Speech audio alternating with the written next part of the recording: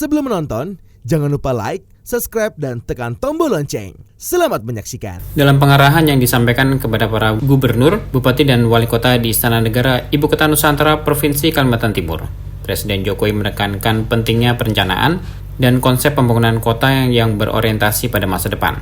Presiden menyambut para kepala daerah dengan menggambarkan Ibu Kota Nusantara sebagai simbol kemampuan bangsa untuk merancang dan membangun kota sesuai dengan visi dan kebutuhan Indonesia masa depan.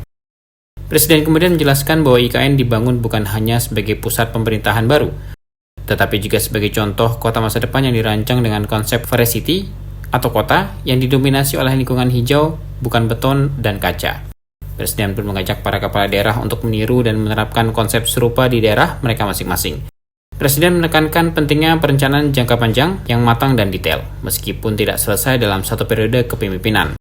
Presiden juga menyampaikan bahwa IKN dirancang sebagai smart city yang seluruh aktivitasnya didukung oleh teknologi modern. Selain itu, IKN akan menjadi livable city atau kota yang nyaman untuk ditinggali, dengan lingkungan yang sehat dan berkualitas udara yang sangat baik. Dalam sambutannya, Presiden Jokowi juga menyoroti pentingnya energi hijau dan transportasi massal yang ramah lingkungan, yang menyebutkan bahwa IKN menggunakan energi hijau dan kendaraan yang digunakan nantinya juga akan berbasis listrik. Presiden juga menyampaikan perkembangan investasi di IKN. Saat ini sudah ada 55 investor yang masuk dengan berbagai proyek mulai dari pendidikan, kesehatan hingga perbankan dan teknologi. Kepala negara mengajak para kepala daerah untuk meniru model investasi ini di daerah masing-masing dengan membangun kepercayaan dan memudahkan investor untuk masuk.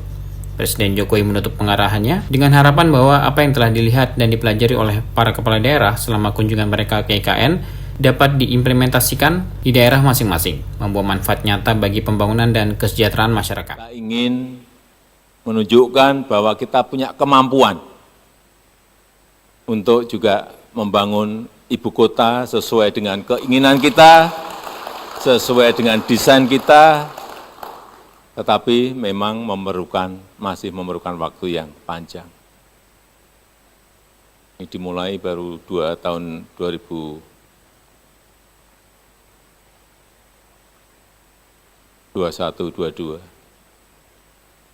Akan selesai kira-kira 10-15 tahun yang akan datang. Ini masih sangat panjang. Jadi kalau Bapak Ibu Gubernur, Bupati, dan Wali Kota tadi melihat ini baru awal. Ini belum selesai, jangan keliru, ini belum selesai. Mungkin baru 20%. Dan titik-titik spot yang dibangun di sini juga bukan hanya kawasan inti pemerintahan yang ada Istana Presiden dan Wapres, kemudian Kemenko, Kementerian, banyak yang masih belum dibangun. Tetapi di luar dari ini juga ada kawasan-kawasan yang telah banyak dibangun, baik berupa hotel, universitas, rumah sakit.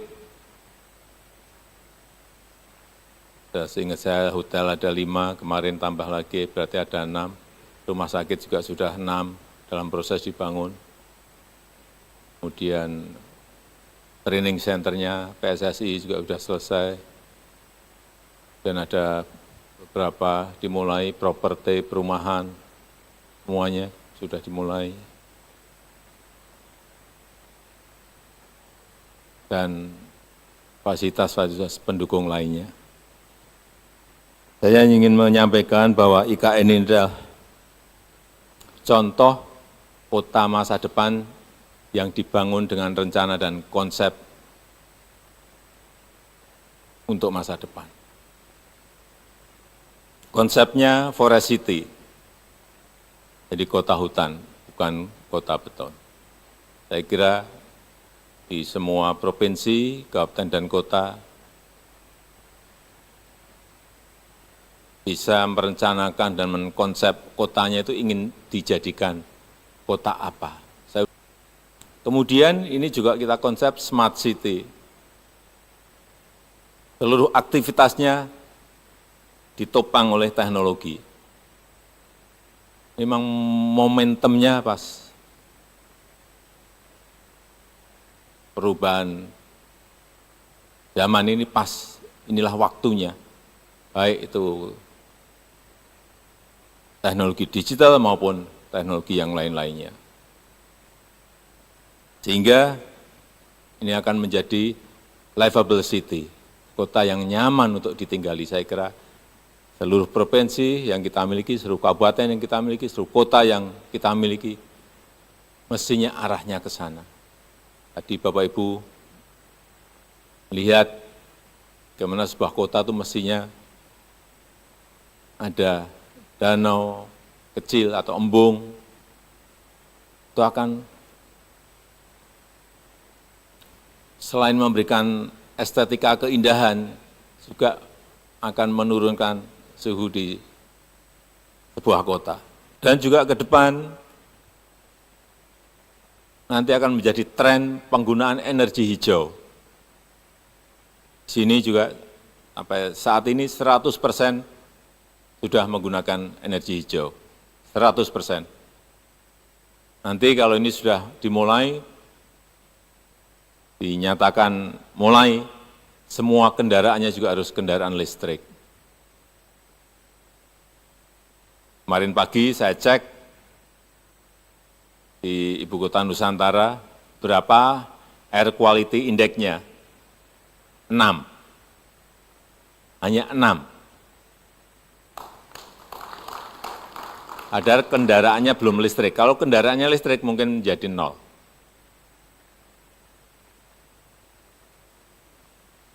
Ya, kemarin kita cek Singapura 53. Maksimal itu 50. Udara yang baik dan sehat, maksimal itu hanya 50. Tapi kota-kota kita, utamanya di Jawa, sudah semuanya di atas 100.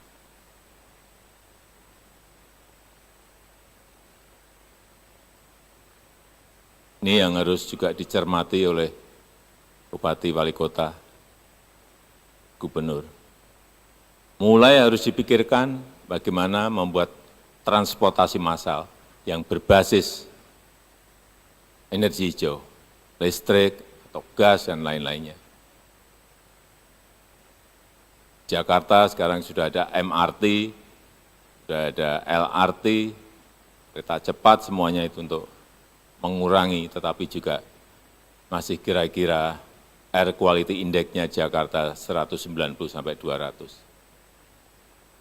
Ada maksimal hanya 50.